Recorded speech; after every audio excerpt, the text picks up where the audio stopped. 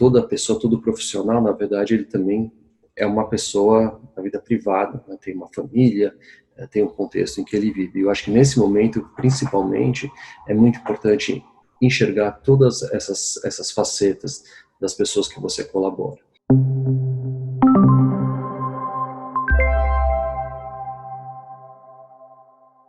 Olá, meu nome é Roberto Grossman, eu sou CEO da FBIS e vim aqui a pedido do IAB falar para vocês como eu estou enxergando esse momento, como reagir à crise ou como se comportar nesse momento que a gente está vivendo, esse momento difícil.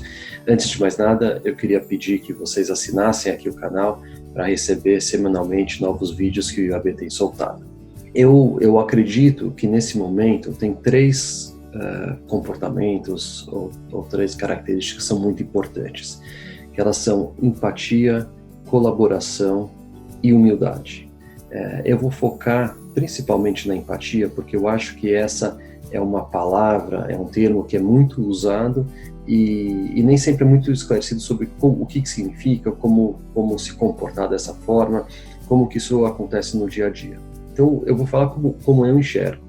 Eu acho que a empatia começa por você se enxergar como parte de um contexto maior, né? Então você não vive isolado, não olha só para o seu mundo, você vive num contexto maior.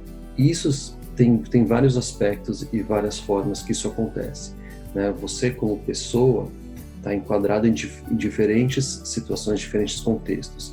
E eu quero abordar aqui principalmente em relação ao trabalho, mas não apenas em relação a isso, porque toda pessoa, todo profissional, na verdade, ele também é uma pessoa na vida privada, né? Tem uma família, tem um contexto em que ele vive. Eu acho que nesse momento, principalmente, é muito importante enxergar todas essas facetas das pessoas que você colabora.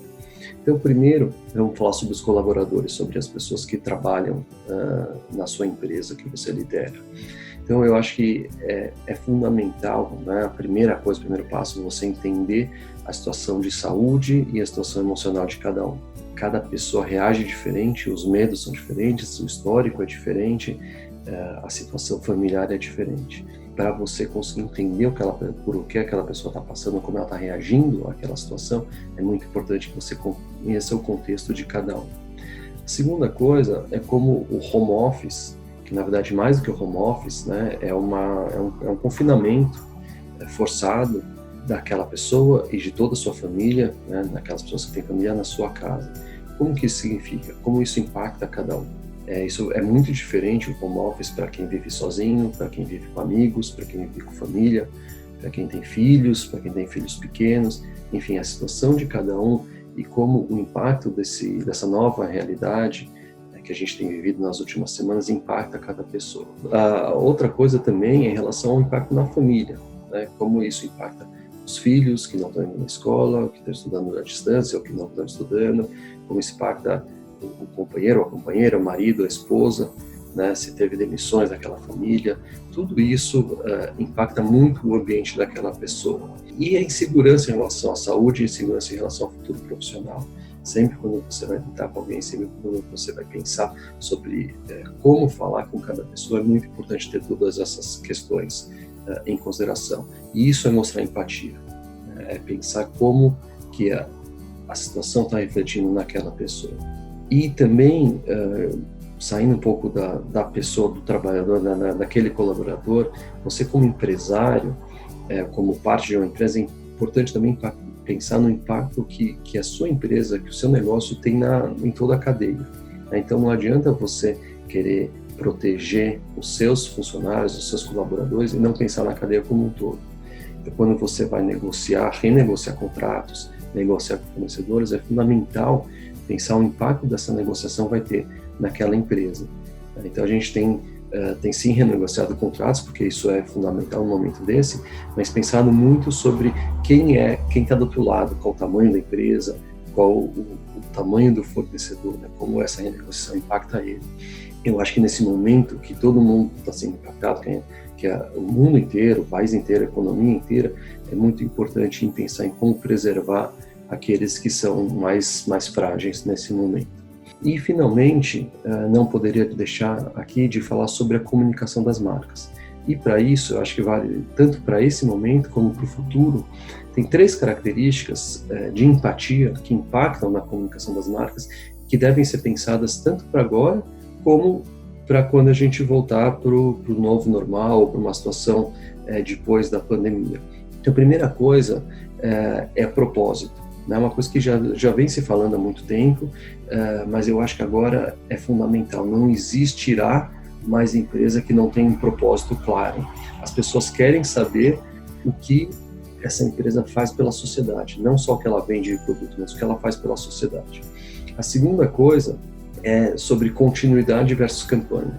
Eu acredito também bastante que as marcas, os negócios, as empresas não poderão mais se comunicar só pontualmente com os seus públicos, os seus consumidores. Eu acho que a comunicação constante vai ser cada vez mais importante. Então a gente tem que parar de pensar em campanhas para pensar num relacionamento contínuo. E finalmente, o terceiro ponto que eu queria trazer para empresas é o papel do CEO, o papel da liderança. Não necessariamente o CEO, mas muitas vezes o CEO. É muito importante também para as pessoas, para os consumidores, saber quem está por trás daquela empresa, quem é a liderança, como ele pensa, como ela pensa, como ela se posiciona, como ele se posiciona. Isso é fundamental. A gente vê alguns exemplos, né, mais tradicionais e alguns exemplos que têm surgido mais nessa crise. Então, os CEOs da XP, por exemplo, o Benchimol é um bom exemplo, que tem se posicionado. Um outro exemplo, o Boticário é um outro exemplo, é uma empresa que se posiciona já há algum tempo, mas que a alta liderança vem se posicionando também. Então, são alguns exemplos, a Reserva também, o Rony Meisler, enfim, são CEOs que as pessoas conhecem e que sabem como se posicionam, que sabem como eles se preocupam com a situação que as pessoas estão vendo, seus colaboradores, a indústria como um todo, o mundo como um todo. Então, acho que essas 3 características são importantes agora na crise e vão ser importantes também depois.